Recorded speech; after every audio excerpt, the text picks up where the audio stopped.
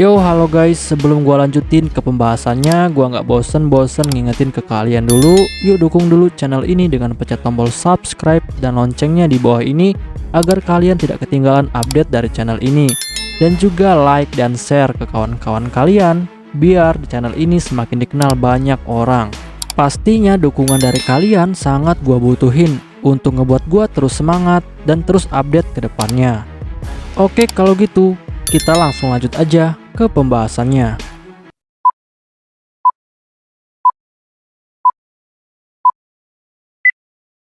Yo, halo guys, di video gua kali ini gua bakal ngebahas light novel Isekai wa Smartphone Totomoni volume ke-9 chapter ke-14. Di chapter ini bakal dibahas tentang pencurian frame gear bagian ke-8. Untuk kalian yang belum nonton chapter sebelumnya, silahkan ditonton terlebih dahulu. Setelah Toya berhasil mengusir pasukan Hideyoshi, akhirnya pasukan Tokugawa dan juga Date Masamune, mereka pun langsung bersorak atas kemenangan mereka. Lalu setelah itu Toya langsung turun dari Kohaku untuk menemui Yae dan juga kakaknya. Dan saat Toya melihat Yae dan juga kakaknya, Toya pun langsung menyapa kakak Yae, yaitu Jutaro. Sedangkan Jutaro dengan sangat senang, dia pun langsung berterima kasih kepada Toya. Karena berkat bantuan dari Toya, akhirnya mereka berhasil mengusir pasukan Hideyoshi. Lalu Jutaro langsung bertanya lagi kepada Toya, sebenarnya pakaian apa yang dipakai oleh Toya ini, dan kenapa dia terlihat seperti iblis. Dan Toya pun langsung menjawab. Toya bilang bahwa dia memakai semua ini adalah karena dia ingin merahasiakan identitas aslinya. Karena jika sampai identitas aslinya diketahui oleh orang-orang, maka kerajaan Brunhild pasti akan terlibat di dalam masalah ini. Dan itu bukanlah hal yang baik. Jutaro yang mendengar itu, dia pun langsung mengerti. Lalu dia bertanya lagi kepada Toya, bagaimana mereka harus memanggil Toya. Dan Toya pun langsung bilang kepada mereka semua, bahwa mereka semua harus memanggilnya dengan nama samaran, yaitu Shirogane. Lalu setelah itu, Toya pun langsung bertanya kepada Jutaro, bagaimana kabar dari Tokugawa Ieyasu? Karena sebelumnya dia telah mendapatkan kabar jika Tokugawa Ieyasu sedang terluka parah. Lalu Jutaro pun memberitahu Toya bahwa untungnya saat ini Tuan Tokugawa Ieyasu baik-baik saja dan hanya menderita luka panah di bahu kanannya. Lalu setelah itu, Toya pun langsung minta Jutaro untuk mengantarkannya menemui Tuan Tokugawa Ieyasu karena dia akan menyembuhkannya. Perlu diketahui, di dalam wilayah Isen, tidak ada banyak orang yang bisa menggunakan sihir, apalagi sihir penyembuhan. Sehingga penggunaan sihir di wilayah Isen sangatlah langka. Tetapi biasanya sihir di wilayah Isen disebut dengan ninjutsu atau jurus ninja. Lalu setelah itu Jutaro langsung mengantarkan Toya untuk menemui Tuan Tokugawa Ieyasu yang saat ini sedang dirawat oleh ayahnya Yae. Lalu setibanya Toya di tempat itu, Toya pun dengan cepat langsung menyembuhkan Tuan Tokugawa Ieyasu. Lalu Tuan Ieyasu langsung berterima kasih kepada Toya. Bahkan Ieyasu juga dengan sangat antusias memberitahu Toya jika sebenarnya nama besar dari Yang Mulia Toya sudah sampai ke wilayah Isen. Dan banyak orang-orang dari Isen sudah pernah mendengar tentang aksi heroik yang dilakukan oleh Yang Mulia Toya. Toya yang mendengar hal ini, dia pun akhirnya menjadi sangat terkejut. Lalu Toya bertanya kepada Ieyasu, cerita apa yang sudah sampai di wilayah Isen. Dan Tuan Ieyasu pun dengan sangat semangat langsung memberitahu Toya. Dia bilang bahwa Raja Toya terkenal sebagai raja yang sangat kuat dan juga diktator. Bahkan Raja Toya dengan sangat brutal telah mengambil banyak putri-putri dari banyak kerajaan untuk dia nikahi. Dan juga Raja Toya dikenal memiliki kekuatan yang sangat besar dan telah memusnahkan ribuan monster iblis sendirian saja. Bahkan ada banyak juga cerita tentang Raja Toya yang memiliki kendali atas pasukan logam raksasa dan telah menggunakan semua kekuatan itu untuk memusnahkan banyak negara.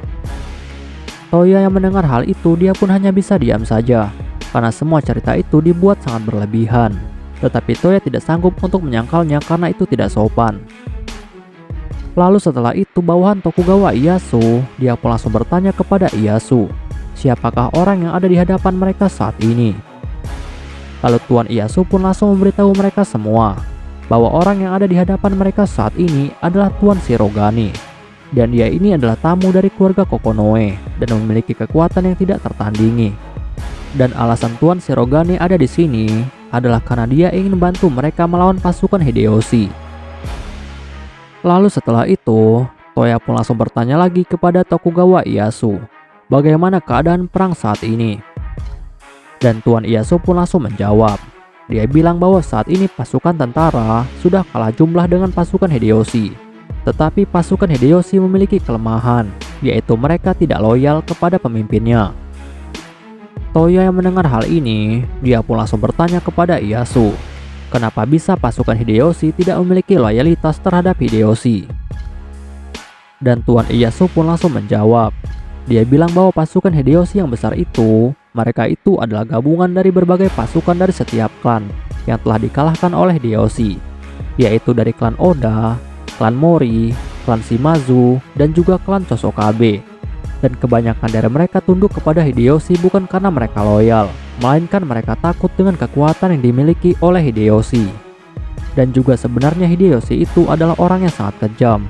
Bahkan dia telah membunuh keponakannya sendiri, yaitu Hidetsugu, istrinya, selirnya, dan juga seluruh keluarga dari Hidetsugu. Lalu Toya bertanya lagi kepada Ieyasu, kenapa bisa banyak orang mematuhi semua keinginan dari Hideyoshi? Dan apakah Hideyoshi itu memang memiliki kekuatan yang sangat kuat? Dan Ieyasu pun langsung memberitahu Toya. Ieyasu bilang bahwa Hideyoshi memiliki sebuah labu emas yang sangat kuat dan bisa mengeluarkan jurus kuat dari labu itu. Bahkan karena labu itulah akhirnya semua orang menjadi tunduk terhadap Hideyoshi. Dan karena labu itulah akhirnya Mitsuhide bisa membunuh Oda Nobunaga karena dia merasa telah dipengaruhi. Toya yang mendengar ini, dia pun menduga jika kemungkinan labu emas itu adalah sebuah artefak sihir yang hilang dari Babylon Gudang. Tetapi hal ini hanyalah sebuah dugaan saja, karena ada kemungkinan jika labu itu adalah sebuah artefak yang dibuat oleh peneliti yang lain selain Dr. Babylon. Lalu Toya pun bertanya lagi kepada Ieyasu, apakah pasukan Hideyoshi akan hancur jika dia berhasil merebut kembali labu emas itu?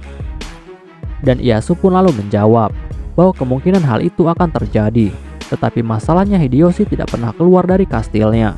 Dan menurut rumor, Hideyoshi malu untuk keluar karena wajahnya terlihat seperti monyet. Toya yang mendengar hal itu, dia pun akhirnya mulai membuat suatu dugaan.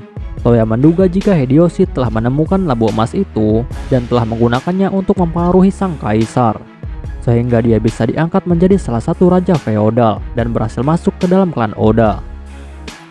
Lalu Toya bertanya lagi kepada Ieyasu, di manakah Hideyoshi saat ini berada?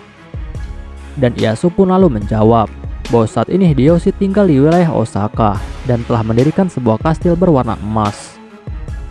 Lalu Toya dengan sangat cepat langsung menggunakan sihirnya untuk mencari kastil emas itu.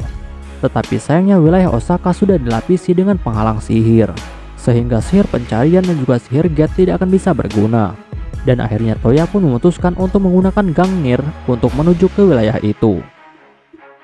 Ieyasu yang mendengar hal itu, dia pun langsung bertanya kepada Toya, apa yang akan Tuan Shirogane lakukan kepada Hideyoshi?